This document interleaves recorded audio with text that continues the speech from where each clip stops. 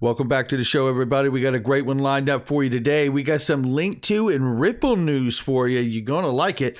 PayPal, watch out, Robinhood. Yeah, that's getting big. Nigeria's central bank picks a fintech for its CBDC rollout. Don't believe it. It's still true. The U.S. infrastructure bill, the sequel continues. There's more reporting requirements being added. We're going to get into that. Forbes cites regulatory misconduct, and it's because of all of us and our efforts, and each one of you as well. Ripple's fair notice defense is very, very important to this whole case as we move forward. And don't forget, we got a hearing today, and I've got the call-in information for each and every one of you to participate and listen. Let's go ahead and roll that beautiful intro. This is Digital Perspectives with Brad Kimes. Subscribe for new content notifications. Now, here's Brad Kimes. Come on in. Welcome back to the show, everybody. You can follow me on Twitter at BackUpBradleyAbove, and everything that we're talking about here today. $2.093 trillion market cap. A little bit of money back into the space here. We're up 1.14 for the market cap collectively. You can see right here. So I think it's probably about somewhere between 30 and 40 billion, somewhere in there. So looking here, Bitcoin is 47,500 plus this morning. Ethereum 3,300 plus this morning. Cardano holding strong at $2.80, and XRP is at $1.12 right now. We're off 9.23% on the 7-day, but I think we all understand that there's a lot in front of XRP and Ripple, the company, as well, with the lawsuit. Very excited about the hearing today, and again, we will have that information for you to call in and listen. So XRP price right now 111.76, and the low end range of that price is 109.36. The high end of the price is 114.85. So a little bit of ranging overnight here.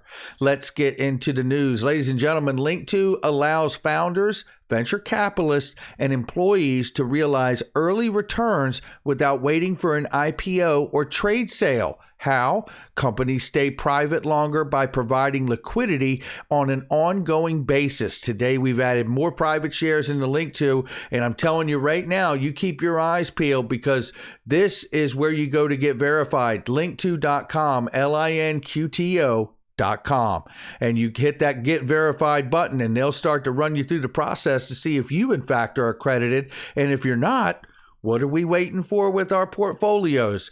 For Moon, for the bull market to ensue. And at some point, I think a lot of you hearing my voice will in fact be accredited very soon. Ripple's going to be on the board tomorrow. Keep your eyes peeled. If you are in fact accredited, you will have an opportunity to get this. And it doesn't last long, ladies and gentlemen. Boom, boom, boom. This stuff goes quick. But there's going to be an opportunity, I think, throughout the month of September for you to get it. So eyes peeled for that tomorrow and going forward. I'll keep you aware of it. Looking right here, in case you missed it, Hall of Famer Bon Crip says PayPal may offer a stock trading platform in the U.S. The company recently hired Trade King co-founder Richard Hagan to head up a new unit called Invest at PayPal. PayPal has also had discussions with potential brokerage partners. Well, let me tell you, watch out Robinhood, because PayPal's got millions upon millions of customers. I mean, millions. And when they start offering stock trading on their platform, this goes right back to the private equity point too. Yes, you have to be accredited to get private equity, but when you see more and more of these payment platforms, or even just these applications like Robinhood offer fractional stock buying and trading on their platforms for public companies, I have to say there's almost like a conditioning going on there that at some point we may be able to see FINRA and the SEC work together to massage the requirements and get them even lower for private investing as well, because as Link2 reminded us, most companies are staying private longer before going public. So a lot of that ride that you could get on the companies that do make a great exit, you could ride that in the private side before it goes public. And that to me is very, very exciting. Looking right here, Nigeria's central bank partners with fintech firm BITT Incorporated for their CBDC rollout. Did you think it wasn't happening? Everyone's doing it. Nigeria's doing it. Bahamas have already done it. We know that Bank of England has talked about it's coming, the Digital Pound Foundation. We even have the Digital Dollar Foundation. These things are not created because they're not going to happen. We don't know when exactly, but they're happening. And that to me is exciting. And this is happening too. Hall of Famer Michael reminds us here, the saga continues, the sequel continues, however you want to say it here. The language for the new infrastructure bill will require American cryptocurrency firms, namely exchanges, to report data about non-U.S. users now. And listen to why. Because when we go into this, it's about leverage for the U.S. The Biden administration wants to incorporate new crypto reporting requirements in the upcoming $3.5 trillion budget reconciliation bill. According to a report published by Roll Call today, citing an anonymous administration official, the language would require American cryptocurrency firms, namely exchanges, to report data about non-U.S. users.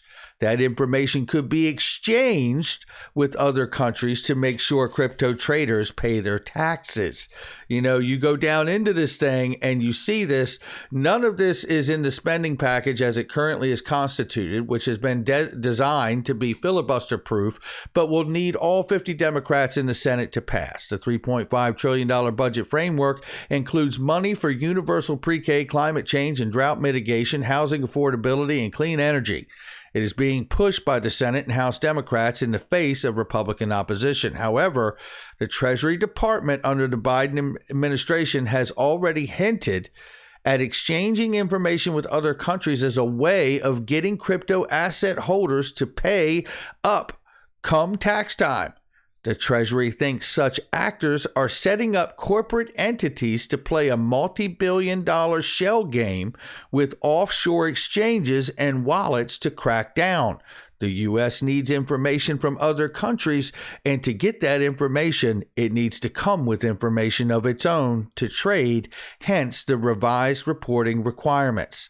It's a bargaining chip, ladies and gentlemen, and the reason it's a bargaining chip is because everything's going to get taxed, which, listen, and I know the libertarian in me is going, no, but at the end of the day, I'm 50. And, this is how you get a highly regulated market, just like the conventional markets we know of today.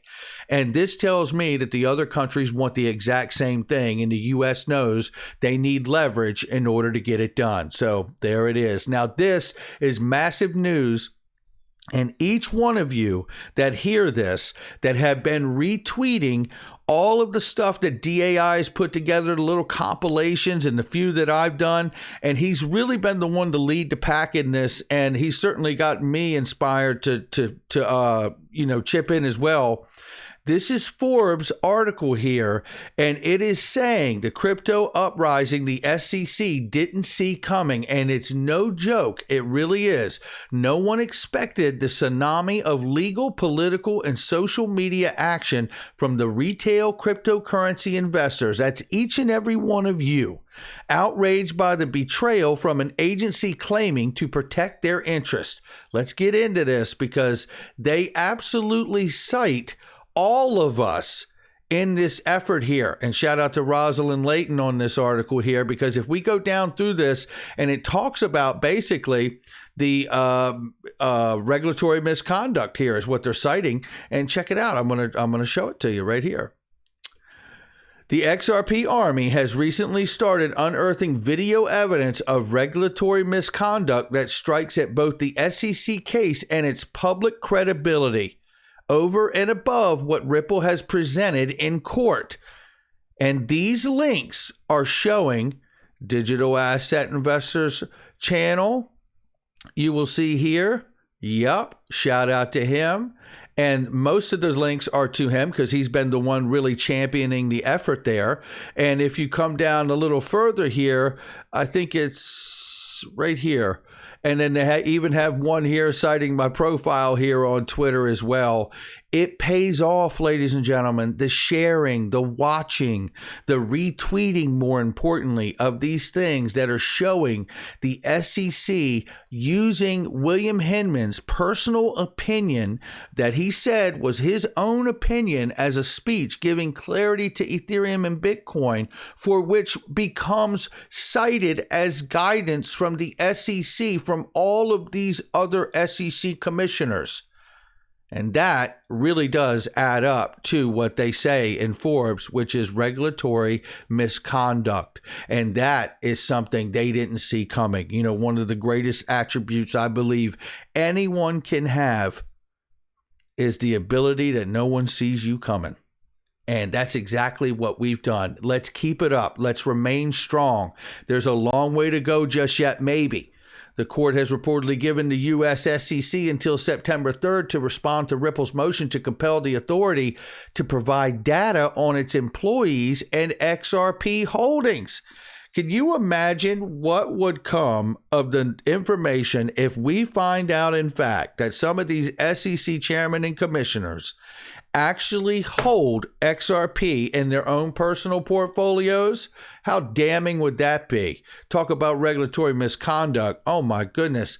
And then here is about the SEC fair notice defense. And shout out to Jeremy Hogan on this, because that's who this article is really about. And this is a reminder here that the problem with the settlement between now and November 12th is that the parties won't know how strong each side's position is until after the discovery closes.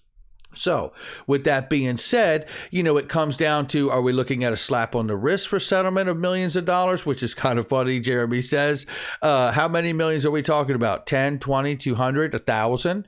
You think that Ripple isn't going to care about the difference between paying 20 million versus 200? It's a great point. I think any business cares about that and is willing to wait an extra couple months in order to potentially save millions of dollars.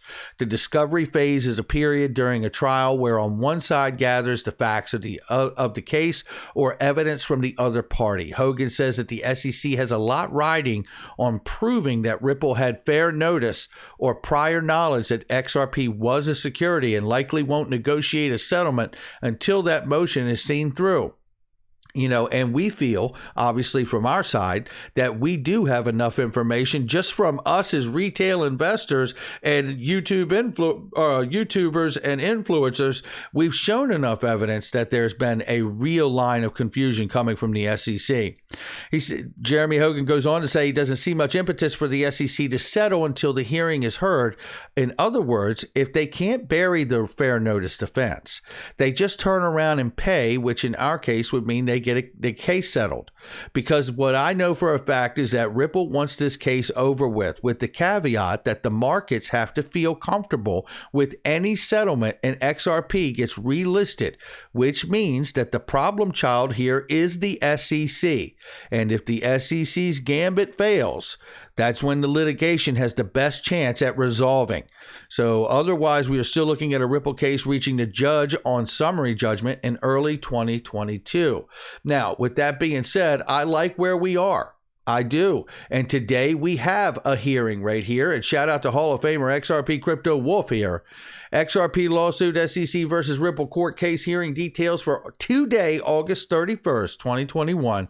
And here is the details. I'm going to put them up for all of you right now, and I'm going to share this with you so you know what it is. The USA number is 844-867-6163. I'm going to write that down for myself today too, because I will absolutely be in there.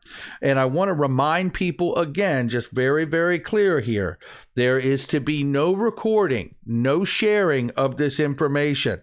The access number is 9453921. That is the access number once you get in and punch that in. If you're international, the number is 409-207-6969. 69. Remember, do not record or share or rebroadcast any of the hearing. It is illegal, and it reminds us here in this as well. So that's where we are for this day. Lots happening, ladies and gentlemen. Doesn't feel like it sometimes, but there is a lot in play, and we need to stay up on each and every bit of it, and I hope that's what we've done here today. Make sure you hit the like and subscribe, leave a comment below. Check out all the links in the description box and the comment section. Remember, I Trust Capital, the best gold, crypto, silver IRA in the planet. And you know what? What's the only thing better than buying crypto? Buying tax-free crypto. That's what. Yeah. And Pure VPN. Help hide your anonymity online. 99-cent 7-day trial. Ledger Nano. Tons of sales going on. But you got to click the link in the description. I'll catch all of you on the next one.